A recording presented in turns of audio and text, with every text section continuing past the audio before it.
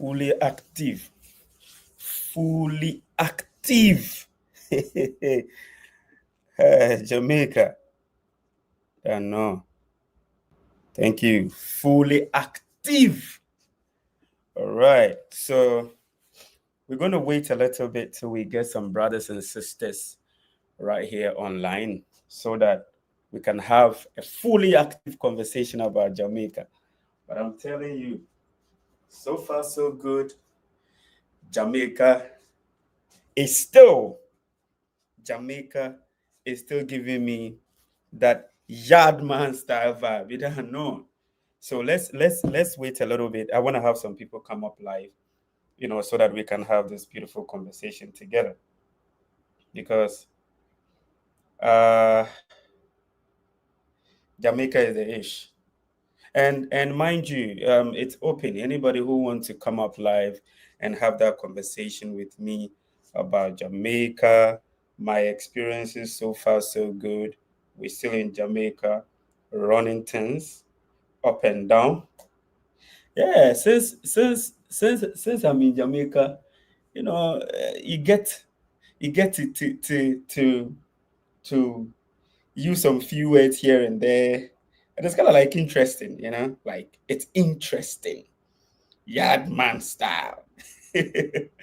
All right. So we have some few people up here. If you're watching this for the first time or if you're a returning subscriber, thank you very much. You can put it up as a comment.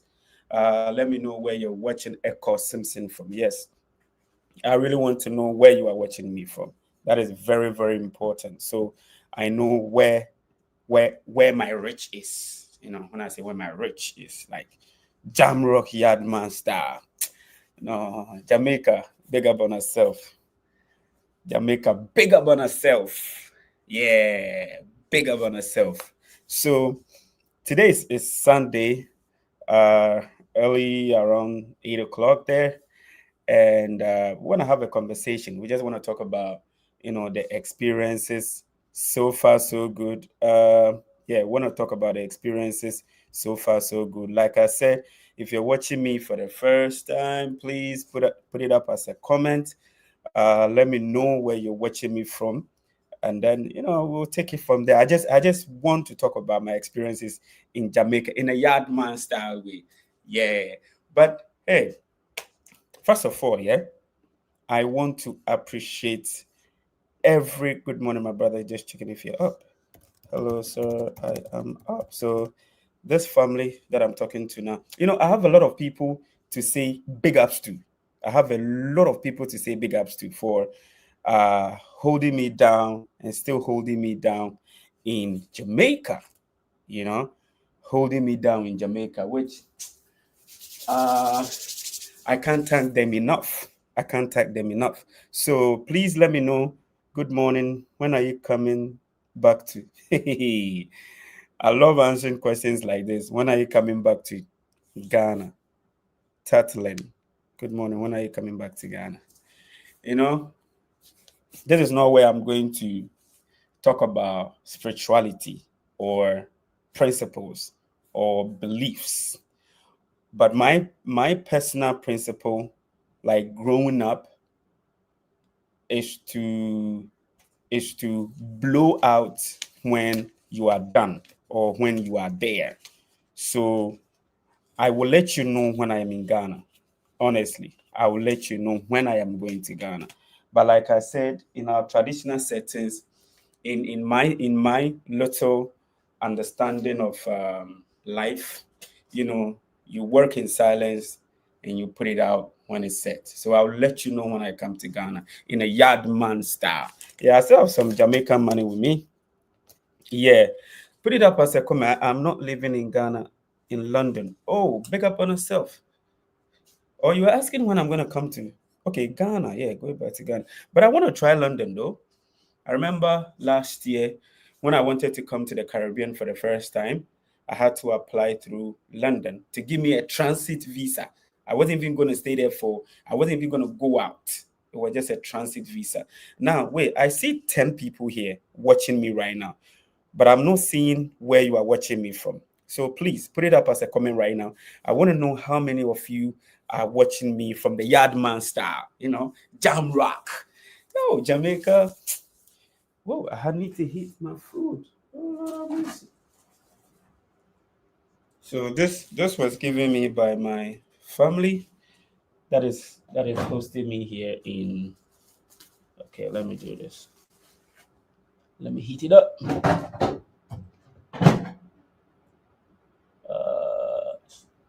Start and stop. How does this thing work? Yeah. So, like I did, I'm talking about. I was trying to get transit. Winston from London, soon to be back in Ghana. Welcome back to Ghana. I'm sure by then I'll also be there, in a blessed way, and then we vibe and connect together. You know what I'm saying? Yeah. So I tried coming to UK just to transit, and they didn't allow me. They were like, I don't know, but if you look at it very well, it's like coming through their country to visit a place where you don't need a visa for. So sometimes you know, it's kind of like risky for them, thinking that when you come, you're not coming back. You will live there, which is not the issue. We just want to travel, we just want to use that route to come to the Caribbean. So they didn't give me the visa. So maybe now that I'm here and I'm almost done touring few international places. Maybe when they look at my application again, if I have to apply again, when they look at all the travel history, maybe they will let me in UK. But for now, if I'm going to go to UK, it will be when I get back to Ghana and I save money enough to go back. Yeah, I am. I'm coming home to Jamaica in December. Oh, by then I'll be gone. I'll be gone because school, me that visited you in your school. Oh, big up yourself. Big up yourself. Yeah. Now I see you. Yeah. Big up yourself. Sir, Mr. Ellis, how are you doing? Doing wonderful work for the people of Africa. Yes, you came to my school, donated some calculators. Lately, we've been talking about the bad experiences you've been having with some people who you are trying to help. But let's hope and pray that things will turn the other way. So today I'm just going to be here for maybe about an hour, just talking to friends, talking to you guys, answering some few questions about my experiences here in Jamaica. So if you're watching this, please like. And if you've not subscribed, please subscribe. And if you've not commented, please comment and share this video because we need to build the family. You understand? Yes. So in a Yardman style, uh, I've been in Jamaica almost 24 days, and the 24 days has been an eye opener for me. 24 days in Jamaica, still here, has been an eye opener for me. It's like I don't know. It's connecting Africans. There is this thing that I want to say. Nobody is trying to force anybody to say that I'm from my roots is from Africa, therefore blah, blah, blah, blah, blah. No, that's not the issue. The issue is we are here to look at the similarities, the differences, and you clearly, in some of my videos that has already been uploaded, you clearly see that Mr. Gosson, big up on herself. Yo, Mister, you there? If you know come, I don't know who else will come. If you know come, I don't know who else will come, bro. Mr. Gosson, big up yourself. Senior trumpeter. Senior trumpeter. I can't wait to share my experiences with you guys, man. Like when I get to Ghana and we have to meet and talk about, Jamaica, talk about the vibe in Jamaica. Great, we'll be there by 10:30. Great, we will be by you by 10:30. Okay, can we make it 11? Thanks. Yeah, so like I said, I have some family, checking up on me and all that. And I love that. When I entered Jamaica, the kind of love that I received from Jamaica is awesome. I never expected that it will go like that. I'm going to make a proper video, a very long video, and talk about Mexico. Yeah, the Diaspora Explorer. Oh, boss. Yeah, we did top small, small. You don't know. We did top small, small. Be hard like that, but it be hard, but we did top. I mean, you can't complain. You got to do what you got to do. But all in all, Jamaica has been a great experience. I have seen the big and the large similarities between us here in Africa, born and raised here, and then the brothers and sisters who find themselves out there in the Caribbean. Yeah, there are a lot. Like I said, there are a lot that if we want to look at, we will not finish talking about that today. And that is what we are going to talk about today. Talk about food is one. In a Yardman style, the food, the Jamaican food and Ghanaian food, there are whole heap of similarities. Whole heap. Whole heap. My lingua is coming, right? It's not this one. This one is real part. I'm speaking real patois. Let me big up. Good morning. Happy to see you having fun in Jamaica, my home. Looking forward to meeting you in Ghana. Yeah, yeah, yeah.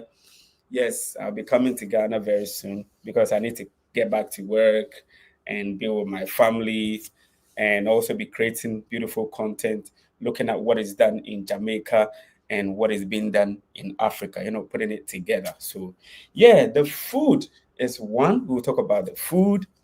We'll talk about the culture, certain lifestyles,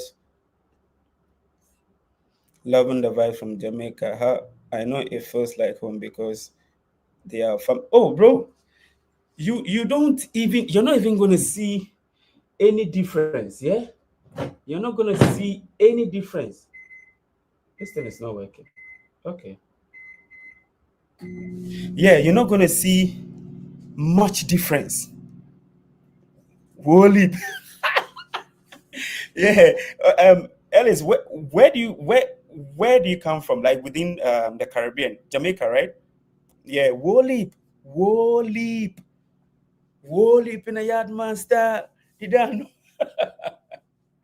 anytime anytime I try to imitate the lingua, there are few people who comes into mind. We're gonna miss you. Oh, Grace Campbell.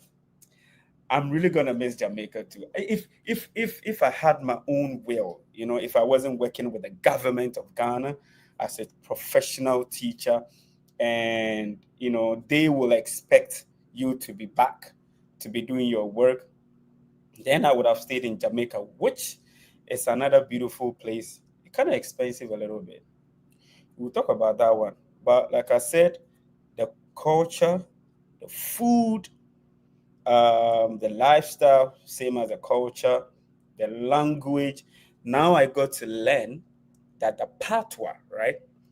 The patois is a combination of some African languages or dialect, right? So going to the Maroon community, I learned that the patois include African dialect like the Fanti, which I speak. I'm a Meka Fanti. Inti se ko Maroon phone wana. Ebeti kasa nkokuru bi a oye Fanti. Na maka achon. Then we have the Twi. Twi is another Ghanaian language, very dominant. Anybody who could, any other, I don't want to use the tribe because I don't want to be segregating Ghanaians, right? But certain languages that are spoken in Ghana, we have about 54 languages, and I think 11 is spoken is learned and written officially in our schools. So Chi is one of them, and Chi dominates all the others. Kwame Olatunji, Echo. Hi, Echo, and everyone. Hi, Kwame. How are you? You're one of my best my favorite subscribers. Yeah, you say it as it is, you praise as it is, and you fire as it is. I love that. I love when people come straight with what I put on social media, what I put on YouTube. I see Willapa people, sometimes they want to be all negative. That is fine. I am happy with that because it puts me on my toes. And there are others who are always positive. Also fine. It puts me on my toes. So big up to everybody who is here. Like I said, if you are watching, I want to know where you're watching me from. Here I'm watching you from Ghana, from Togo, Benin, from Jamrock, Yardman style, you don't know, Trinidad and Tobago. And the few differences that I want to clear is when I say I am from Ghana, you realize most Jamaicans will say Guyana. So at a point, I would have to make a video indicating Ghana and Guyana. Yes, I remember last year I made a video with one awesome woman from Guyana, and then she was talking about how Guyana, the country has they have a day for Ghana. So Ghana Day in Guyana. That's the confusion, So people hear Ghana, in the especially in the diasporan community, in the diasporan community, they want to see more of Guyana instead of Ghana, right? Yeah, instead of Ghana, right? So that is it. Yeah. So talking about the food, the lifestyle, the people, going to the Maroon, the language, the patois, it's a combination of Chi, Fanti, and an Igbo language. So that is why when you go on YouTube, you find a lot of people doing the similarities between the patois language, and then the Igbo people of Nigeria, right? So at a point, we were talking about when I went to the Maroon in Portland, the Motown in the Maroon settlement in Portland, when the person that I was talking to, the representative of the community came to me, and then we were having a conversation. And so when he mentioned that this is the combination of these languages in the patois, I was like, okay, let me get a pen and a paper. So I wrote Fanti and I wrote Chi, none of the English, all right? Okay, and then English. So we started with one or two words, trying to teach and explain the differences in the Chi language and then the Fanti language. But you could see that, you know, I'm Ghana, Fanti, and the Ashanti, right? There's no major difference when it comes to the lingua. Just that the Fantis, we do more of zzz. There's more of zzz in our language, in the dialect. And then the Chi has a lot of d in their language. So, and they don't have a z, no. And is with D and a Z, all right? D and Z put together. So, example, when you want to say food in Fante language, my language, the one I speak fluently, Fante language, is Iziban. I'm going to put it here. Let me put it here. Iziban like this. Okay. So this is Iziban. You could see rightly written there. This is the Fanti people, where I come from. And the Fantis usually are at the coastal part of Ghana, right? The coastal part of Ghana. So we'll talk about two major regions, which is the central region of Ghana. That is where I am from. And then the next one is western region. That region is now divided into two, western, north, and western region, I guess. So we speak the Fanti. So when we want to say food is Iziban. Now, the Chi, they will say Ediani. Let me type it. Ediani. I don't know if I'm right with this pen. Ediani. The ni. Okay, let me show you. So Ediani is something like this. Ediani, food. So you see the similarities is not too big or too small.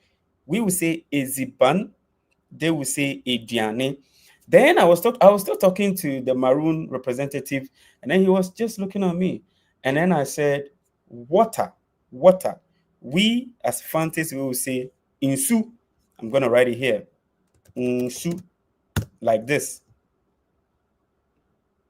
This is how we write water, Insu, in the Fante language, right? But when you go to the Chi people, they will say Insu.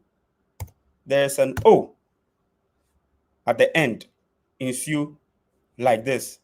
There and then, the Maroon representative looked at me and said, yo, do you know we have the same words? Just that there is, just like the Chi and the Fanti, there's an O at the end of the Chi. There's no O at the end of the Insu. And then he said, they call it Inshu or something like that. If you're Maroon or if you're from Jamaica and you have any idea of that, let me know. He said, Inshu. I'm like, yo. And then he said, okay, what about, how do we say alcohol in any of the Ghanaian language, which is the Chi or the Fanti? Basically looking at the Fanti, and I said nsa. So alcohol is nsa, like this.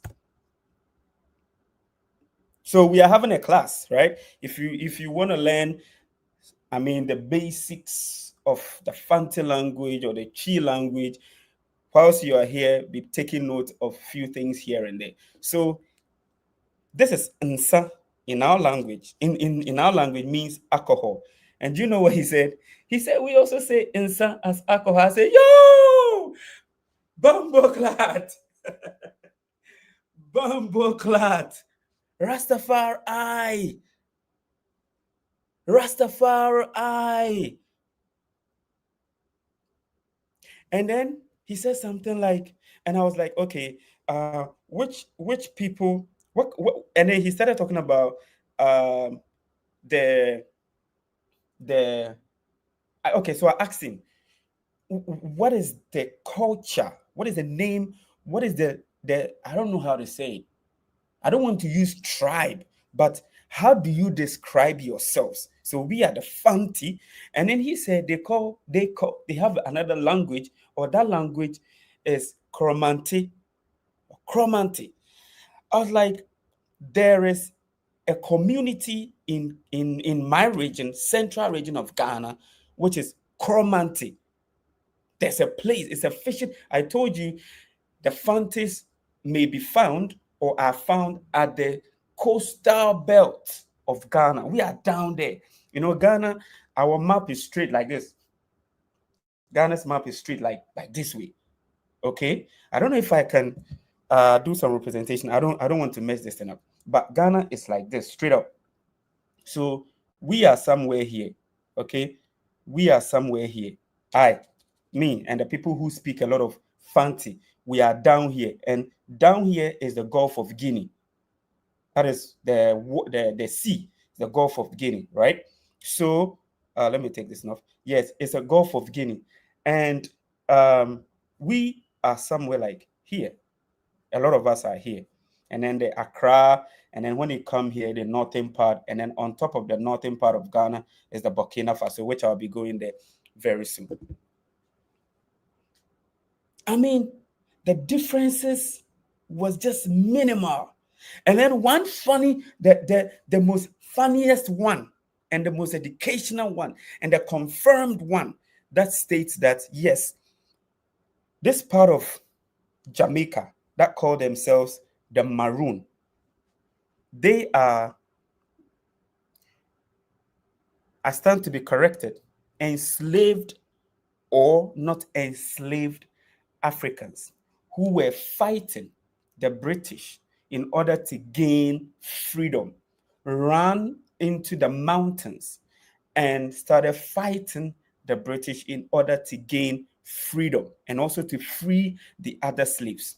So these Maroon people, they are believed to have been set up there, led by Nana or Nana. They call it Nana. That is what I hear them say. And you know, when the English people came, Christianity, the introduction of the English language, they had Nani. And these people who run into those places are called the Maroons. So we normally hear the word Nanny of the Maroons. So she led these people into where they are. Like I said, I stand to be corrected. If you have a Jamaican here or a Maroon here, are starting to be corrected. So it is believed that the Nani, came from Africa, came from the Fanti land or the Chi land or Ewe land. We don't know, but he came from West Africa, Ghana to be specific. You're listening, right? Ghana to be specific. And slavery began from the coastal belt of Ghana. And that is where Cape Coast come into play. So the structure that was used to hold slaves, the structure that was used to send slaves into the ships onto the Caribbeans or the Northern America or the Southern America, those are the coastal belt, and we are the Fantis. So then, if the Nani of the Maroon is believed to have come from West Africa or Ghana, therefore, before slavery went into, so Ashanti region is somewhere here in the middle. So before the whoever slave people, started capturing. I don't know whether they were still capturing and going up, because you don't hear a lot of the Volta part of Ghana about slavery. No, you don't hear about them much. You hear about those in the coastal belt and Cape Coast. So they came through here. So Ghana is believed to be the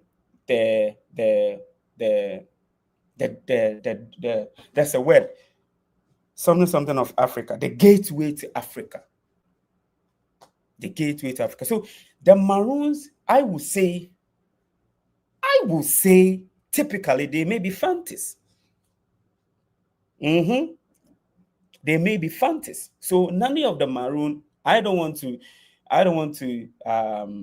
say she's a Fanti or she's a what, but let's talk about those are the coastal belts, because that is where the slave trade, started coming through from that side. So there are a few words here and there. And then the last one I was going to talk about, he was talking about the Maroon representative at Portland. So wherever I go, I'm going to make reference to that. The Maroon settlement in Portland. They call them the Motown. So the man was talking to me about their festival. Hey, put it up as a comment. I want to know where you're watching me from. And if there's anything you're learning, please put it up as a comment. I really want to know whether you're listening, whether you're making notes of this, whether you are, absorbing what I am saying. And share this video. Please share this video. I can see we don't have a lot of likes here. Kindly like this video, because the more you like the video, the more people get to watch and we all learn together. So please like this video right now. Like this video right now so that we can, share more about what I have in stock for you guys. Nani is an Ashanti. That is what I'm saying. I don't want us to take one tribe and say, so let's say she's from Ghana. Let's just say she's from Ghana. All right, good. So he was talking, and then he said, during their festival, they have to make sure that all the rituals that they do are sacred. They don't have to let the outsiders get to know about their sacred rituals. So they do it early, very early, before. I mean, this is their festival. This is done in the first week, I think the first week of January every year. If I had money, I would go next year to go and experience it. Yeah. And while he was talking, he said, we try to do this so that other people who come here may not see the spirituality of the Maroon or the Chromanti people. So we do it early so that people like Obroni. Did you know the meaning of Obroni? Okay, I think she was sent back there to be buried. Okay, thank you. I mean, this is what I love about being live, right? We share ideas, we communicate, and we learn together. We're not here to put anything on anybody. We learn. So thank you, Western Willis, and thank you for tuning in. Yeah, share this video, share to your friends. Let's all build this together, right? So he made mention of the word obroni. And in our language, in the Twi or the Ghanaian language, which may be the Fanti or the Twi, the word obroni, she was buried in Portland. We're getting a lot of ideas right now. Some say, I think she was sent back to be buried there in Africa or Ghana. We have KJ Martin also saying she was buried in Portland. This is history. I'll come back to the conversation. In the word history in our language is abakwasem. Asama wa abasanoko. Abakwasem. History. Abakwasem. So history is always not it's relative as to who is telling it or where we headed from. Let me read this again. I love the conversation. I thought she was saying back. Beautiful conversation there. It was the ones from Seville in St. Anne that were sent back. Yeah. Now back to JKM. JK Martin. Yeah.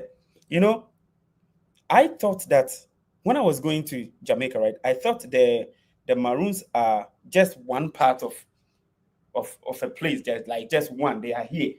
Like we find them here in, say, a compound but I didn't know the Maroon settlements, they are different in other locations. And when you go there, the story is also different. So the one in our compound, when I was talking to the chief or talking to the people there, it looked like they didn't go through slavery. They never tasted it, because it is believed that when they were brought to Jamaica, on their way to the southern, the Caribbean, the nanny, they found a way to run and then, hide and do their stuff. So they didn't go through slavery like that. But there are others, I feel, and the conversation stated that they went through that. So sometimes when you go to the Maroon communities and you're talking to them, you realize the stories are a little bit different, but they all believe that. You are correct. Dump grave. Okay. Okay. So we are learning here and there. I love that. So back to it. He said, Obroni. And Obroni, or as we say it, Obroni, or even that is for the Twi people, but we say Broni. You see the similarities. I keep saying that language has to do with removing a sound or a letter, either placing it in front or placing it at the back or placing it in the middle. These are just the differences. So he said, Obroni. Listen to the tonation of how he said it. Obroni. That is how he says it in Portland. And that Obroni represents a white person or a stranger, a foreigner who is white.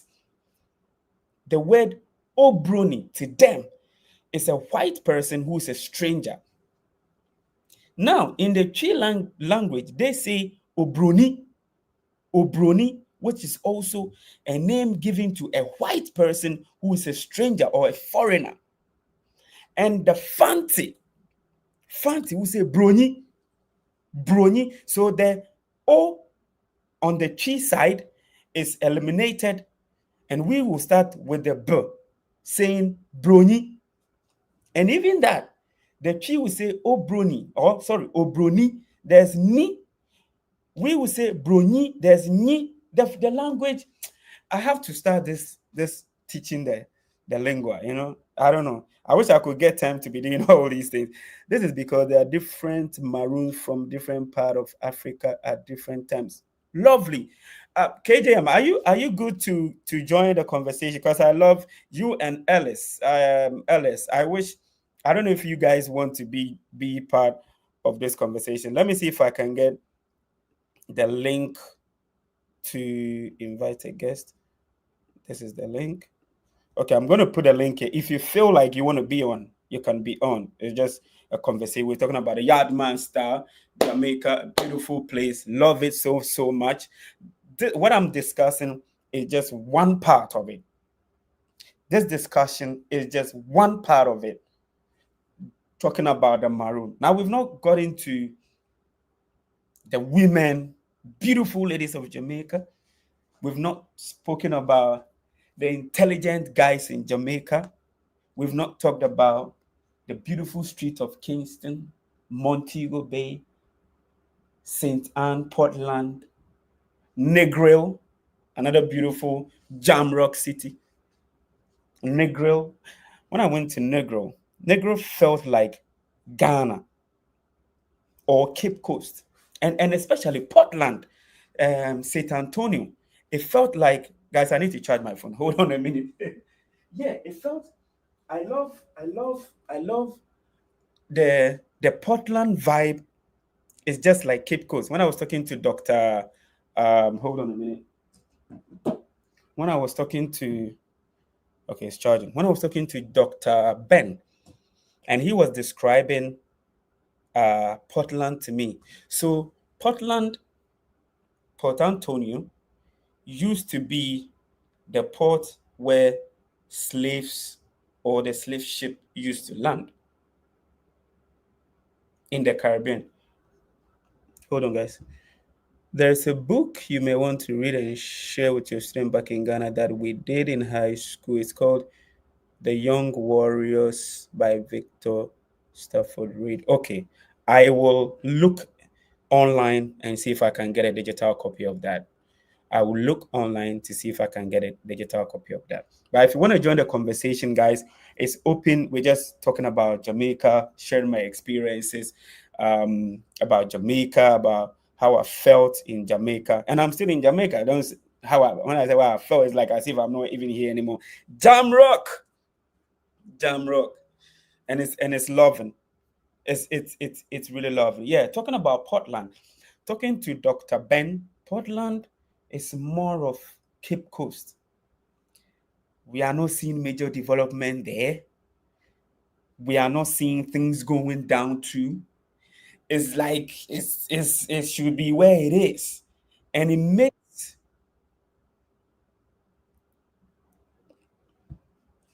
okay, I have this connection between Ghana and Jamaica is so important, especially in understanding the impact of slavery. I wonder what were the reasons it took until now for a Ghanaian teacher to come. It's about the money. It's about open. It's not even about the money. Let me go back. I retract that word. It's not about the money. It's about how to get there. It's difficult to get there, Morris. It's difficult to get to Jamaica from Africa. I have JK. JK, greetings to you. Hi, how are you doing? I'm doing perfect. How are you? I've been following your travels. I find it interesting. I like to see people from the continent discovering, how we are here in the Caribbean. It's really good sharing. I've, encountered a bunch of Ghanaians, Nigerians before, so it's always good to see you guys exploring the country. Wow, thank you very much. I see I see you have quite, knowledge about the connection between Africans, Ghana, if I want to be specific, because that is where I'm from. I can't speak of the other places. And then Jamaica. What is your take on all of this? What is your take on all of this? Well, for me specifically in high school in Jamaica, we usually learn of or history, either through social studies or um, in high school, definitely history classes. So if you do history, you learn about the Haitian Revolution, you learn about the transatlantic slave trade.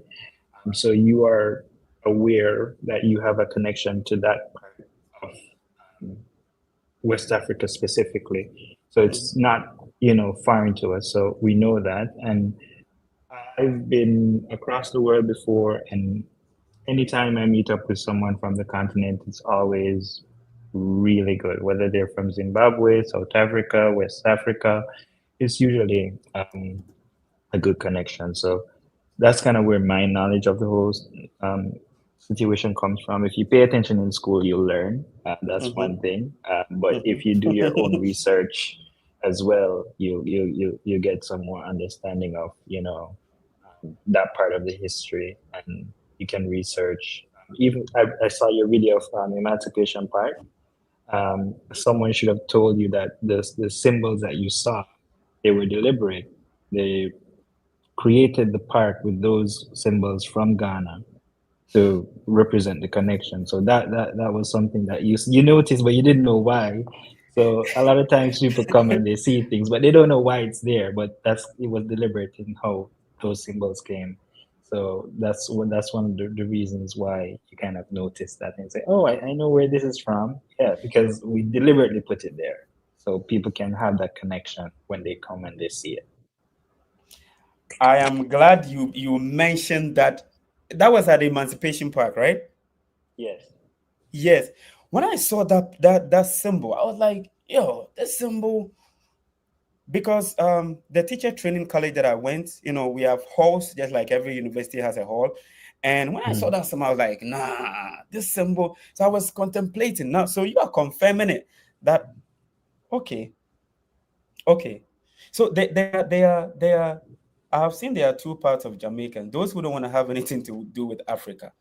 Is it, per my research and listening to people, I could feel just like the Western world, the image that was placed on the TVs, on the radio, on the internet or whatever, was Africa is a sickening continent Mhm. with fat belly kids, flies all over their faces, and they were hungry.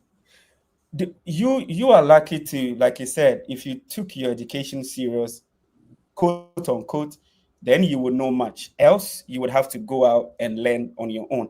Do you think there was enough education on Africa, like in our Um, books there? I, I, I, I think a lot of times when we start our education in Africa, we start from the perspective of the slave trade. So it appears to you that okay, there was no history before that. Mm-hmm. We don't know anything about the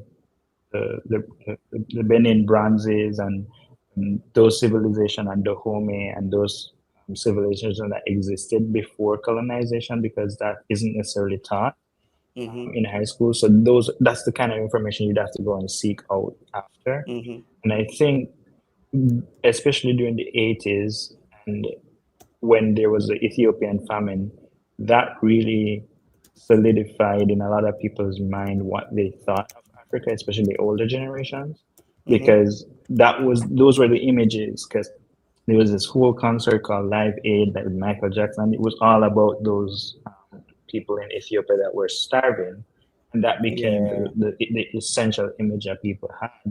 And it wasn't necessarily that um, our education system doesn't try. It's just it's not enough.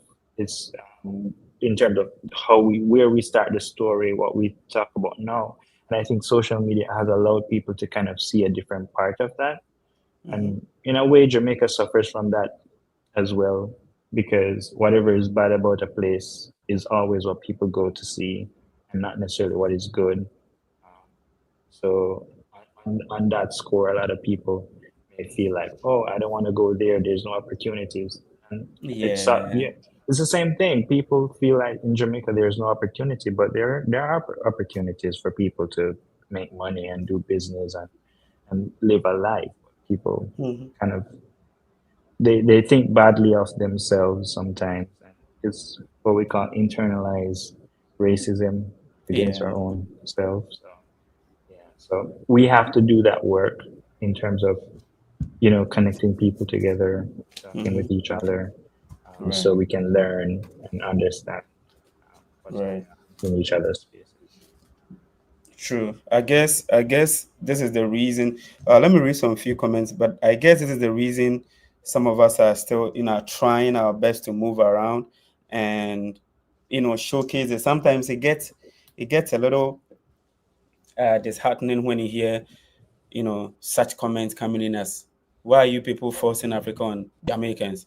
You understand? Like you get certain comments like that, and it's not like anybody is forcing anything on anybody. But I feel like if there are clear indications of the connections, why should we neglect that? Why don't we have to talk about it? So I appreciate you coming through with this. Connect at least those who are watching would get to know that okay, there was this, there was that, and we keep learning and we keep changing the narrative. In Africa too, when we are growing up, I'm a teacher by profession, right? And when you look at the history of learning about Africa in our books, it also started the same way like what you're saying. In social studies, when we start learning about Africa, it means we are learning something from there's a topic that says the introduction of Europeans into Africa, something like that. And that is where we start learning about Africa. But before that, you ask anybody, in our books, even elderly people may be able to answer a few questions here and there. But what was Africa like before the white people came? We won't be able to say much because the books start from when they came. That Yeah. is why that is why a lot of us are stuck with the Christian life, which is relative everybody and where they feel like they want to take their belief to. But some of us like this, I believe, reading more, learning more, talking to the older people, you realize that there was a tradition, there was a culture, there was a medicine, herbal medicine, which now, when you go to Ghana or certain part in Africa, and then somebody is sick and you say, oh, you could do herbal medicine, they will look at you one, two, three, and say, no, I want a tablet. I want something from the white man's country. Hmm. Yeah, So, it's the same because when I started high school, the first we learned about Europe, mhm, and then we learned about the arrival of the Europeans, and then we learned mhm, about the transatlantic slave trade. So that's mhm, kind of the order in which we learn about stuff. And I think mhm. one of the reasons is who writes the histories The his. sometimes, Mhm, and some of the histories, some of the traditions um, and even in Jamaica are oral traditions. They're not written down. That's why I recommended that book to you. It's yeah. it's a story about Maroon kids growing up in Mhm, a Maroon village, so mhm, you can actually imagine what life would be like in that space. So it's called the Young Warriors. In I think in the 1970s, there about the Caribbean did something. We used to do exams from London, which is like what's it called, GCE, mhm, and we decided to create our own examination council so we can have our own histories written, our own books, literature, and stuff like that in our schools. We created what we call CXC, or Caribbean Examination Council. So mhm. those were some of the ways we tried to decolonize Right. our education system. And first to say it's not perfect because there's still a lot more that we need to learn and unlearn and do differently. So you can share that with your students so they can know like what happened to the people after they left Right. Ghana or West Africa. What did they do? We didn't just, you know, stay here and did nothing or disappeared. Okay. He said he wrote his story, not our story. And that is the difficult part of trying to change the narrative into a different syllabus. I mean, when it comes, we have great, beautiful syllabus in Africa, in Ghana. It's helping the schools and all that. But when you talk about the history, just like you said, how can Jamaica or the Caribbean be writing an exams that is set up by someone else? It means they are imprinting what they want you to know, forgetting about what you know or your tradition, your culture, how it all started. And I believe time and time again, people are coming through with different, people are writing books. Lately, you find Ghanaians writing our own books. You find people who have traveled and learned, coming back to Ghana and questioning the education system, questioning the syllabus that we read, that hey, we have to rewrite most of the things, and rewrite and learn what was before, and then relating it to what we have now. So we hope for the best. It's not going to be an easy fight, even with previous dealings with the government, where a certain organization would want a government to pass a bill on certain things, which I don't want to mention here, before we get support. It's like we are still fighting independence. I feel like we're not sovereign yet. We're still taking decisions from the so-called people who are quote unquote supporting the country. There's this question that I asked: if there is still that connection between Africa and then the so-called slave masters, I don't want to use that word, but to find a better word, slave masters, why are they developing good street, good internet, good communication system, good health system, and all that? And you are my friend, and I'm living good. And I keep saying you are my friend. Ghana USA relationship, Ghana UK relationship, Ghana China relationship, and we are still here, stand still. Yeah, It's something. that's a good Mhm. question. Yeah. A very loaded question. I've always thought that even within Jamaica, and what I've noticed, like growing up in the country, and like people have the people have Hmm. aspirations, and sometimes our leaders, they mean well, but they go about doing things the wrong way, Right. right? So I feel like sometimes there's a thing in Jamaica where, like, if something is gonna happen for you, you don't tell anybody Hmm. before it happens, Hmm. and then when it happens, people just kind of see that it happens. Hmm. And I think sometimes we feel like in order to say we're independent, we say what we're going to do, and then in a We way don't do it. we don't do it, or we get sabotaged because people don't want us to go forward. And I think sometimes we're a victim of our own, I would say, braggadociousness. If we like to brag and say things sometimes, and we are a victim of that, because then there are people and institutions that don't want to see a black country do well. Hmm. And sometimes when our leaders are going about doing things, they do it in a way that put us in the crosshairs of those people. Right.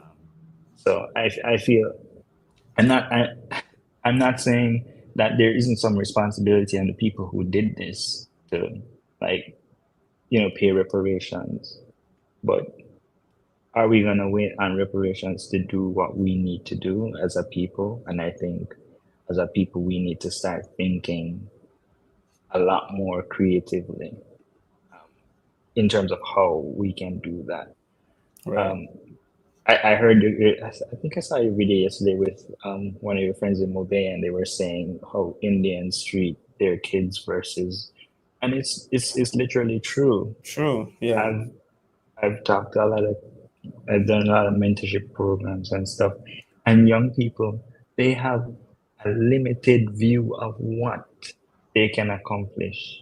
And I'm not, sometimes I'm not sure where that comes from, because it's like you have different types of people in Jamaica. You have people who will see something and say, I'm going to do that regardless.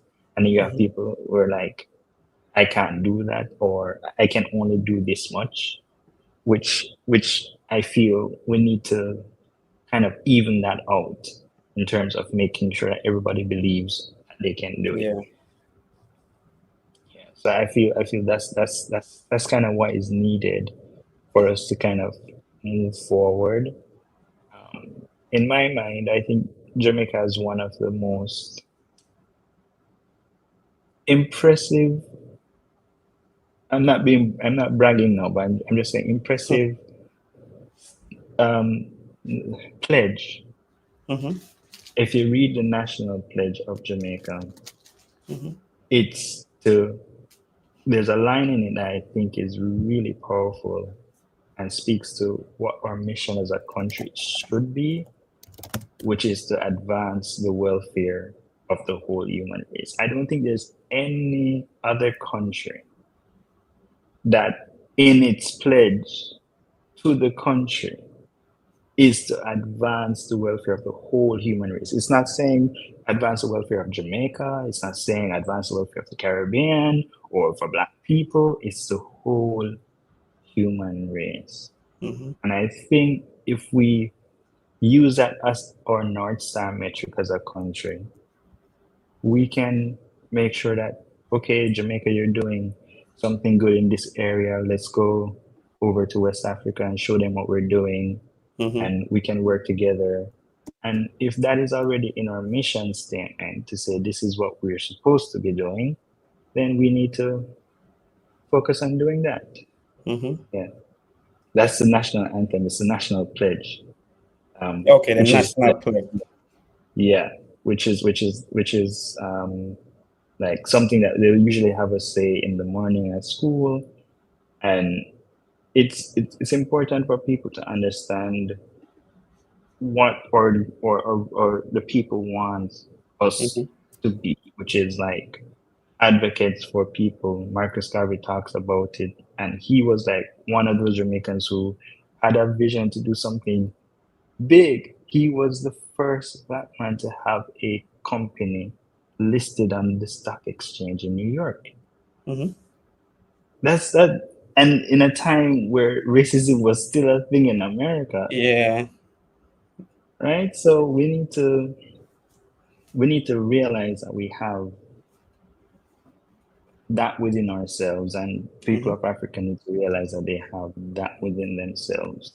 That they can, accomplish things, they can do amazing things. And I don't like complaining. I don't Yeah. like No. I'm solution oriented. Let's figure out a solution and you do something that you can do to get something done. It doesn't have to be big. Marcus Garvey didn't complain about the system. He did it anyway. And Yeah. like, okay, you think I can't do this? Then watch. So I think Mm-hmm. we need to think like that. Not limit ourselves to say, oh, we need this big government to come in and fix everything. Yeah. I am glad you are bringing that up, which this video is going to be exactly 1 hour, so we have 2 minutes more to go. So I am happy you brought this particular thing. It looks like we are doing more of complaining than taking action. That is how it looks like, quote unquote. That is how it looks like. We are doing more of complaining. I am yet to see a Chinese man trying to do some stuff in Africa and is not going through, and he's on social media and blasting, Africans, or blasting his own people that we are not coming together to do this and that. Nah, they still find a way to do it. That is why they are penetrating into Africa like nobody's business. And we, that the motherland belongs to us, we are sitting on social media and complaining. You see the white people, why are you Africans giving Chinese people the opportunity to come and do this? What are we doing in Africa that would be a baseline for other African nations to say, I have seen the African diaspora doing 1, 2, 3, 4, 5, and it's working. So let's give it to them. Please, do you get what Mhm. I'm saying? We don't see a lot of that. Like you said, we should forget about the complaining too much, and start making a headway. Sometimes I get people coming to Ghana, I take them from the airport, we get to Ghana, they see white people and they go mad. Why are we allowing white people to come to Ghana? What do? We have to block them? We can't block these people. international friendliness and international network connections. You can't block someone from the US, from the China. It's never going to work. But rather, I feel we should look at, okay, Ghana or Africa is not doing good with road, with education, with infrastructure, with this, with that. Okay, this is the diaspora. The growth of Africa is like a mother who had a child and somebody took the child away. And then the mother is suffering a little bit.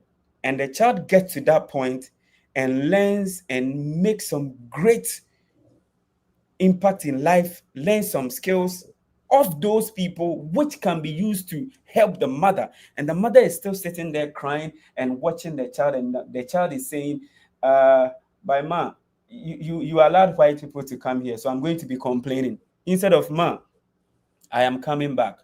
I have seen that your electricity has an issue, so I am coming back to help you solve it. That is what I feel the return should be. But it Mm-hmm. looks like we are not. We are rather sitting there and watch mama cry and ask mama, mama, why are you allowing that person who took me away to come back to your place?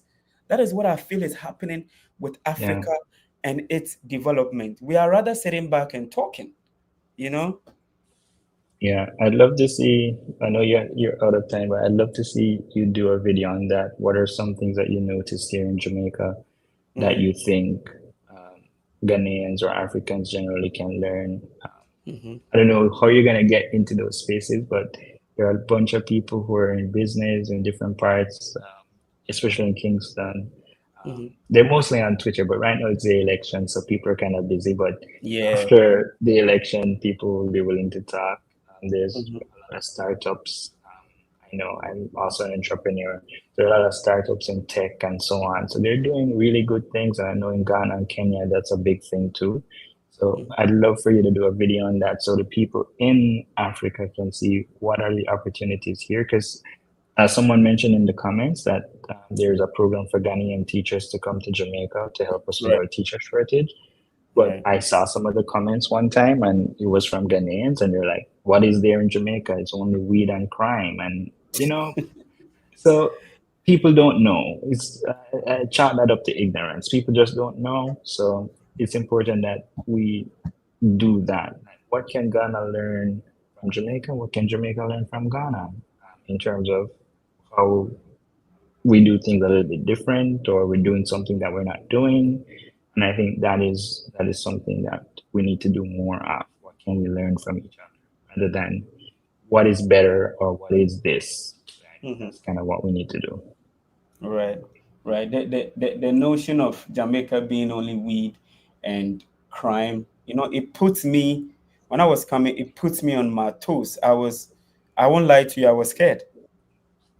Even though I look like them, I look like Jamaican, I was scared a little bit because, and who controls that thing that we heard or that thing that we read on online? It is not us. The message keeps coming from that part of the world that makes us think that way. And that part of the world is also telling you in Jamaica, it makes you see a lot of us in that way. So I believe this is the step. Now, I'm going to go back to Ghana because work resumes and I need to be at work. I am looking at coming back next year, connecting with brothers like you who are doing massively well in any venture, so that when we put such things out, the Africans whom will see and not only tag Jamaica as a weed or a crime zone country. So I really want to appreciate that. Maybe after here, I have my email in my description. I know you don't have to leave your email here because it's open to open, but I am open person, so my email is in the description. Maybe we can connect, and when I am coming back next year, we would have a fruitful link up, with people who are doing this or that, and then we can learn a thing or two. But shout outs to Gregory Goins. You are watching this video. You've been to Ghana so many times, and I was the first person to pick you up. That is what I love about this work. I have brought a lot of Jamaicans to Ghana, honestly, and I feel so happy in that side of my YouTube journey or my traveling around journey. I have brought Woolipa Jamaicans to Ghana, and they've built houses and they are living happily. So I think if I am doing this, you are doing this, educating me, and I love the education you've given me today. It's superb. It's number one, because I've not really had people like yourself sit me down, talk to me, like, open up as to what the general feeling of Jamaica is. And I really want to appreciate you, KJ Martin. And I hope and pray that next year, when we are all fit, when we are all fit, we would come back, and no restrictions, no health issues. We will connect with you and do more about this. All right, sir. Big up yourself. Big up yourself. You don't know. All right. Peace out. Peace. All right. Good. So this is all I'm looking for. This is the kind of conversation I am looking for. So if we have more of this, Africa is going to no, we are going to build ourselves together. And like I said, I appreciate anybody who has been here. Jamaica, One Love, Yardman style, fully active. I have an idea that I'm gonna put all my experiences together in Jamaica and call it Fully Active. That's going to be the title. So you have to be a part of it. So if you have something you want to see about Jamaica, maybe you could do a quick video, hold the phone like this, your face. Hello, Echo. My name is this. I want to be a part of your video, which is the Fully Active experience, and you start sharing what you know about Jamaica, what you know about Africa. It's going to be a big one. Like, let's put that video together. I don't know if you agree, but my experiences, I want you to be a part of that experience. So my email address is in the description. Hold your phone like this. Where's my phone? I don't know. But hold the phone like this way, or set it up and talk so that I can put it together. If you hold it like this, we're gonna have a lot of black somewhere here. So let's do that. I want to appreciate you. Put up a comment, share this video. It's just a link up with the Yardman style level, and I want to appreciate everybody. But before I go, there are a lot of names I want to mention. There is I have to make a new video just to appreciate all those people, because the Jamaicans who have showed me love is big. And I really want to appreciate you in a Yard Master. Fully active. Big up yourself for tuning in. Let's share this video and let's build ourselves together. One love. Peace out.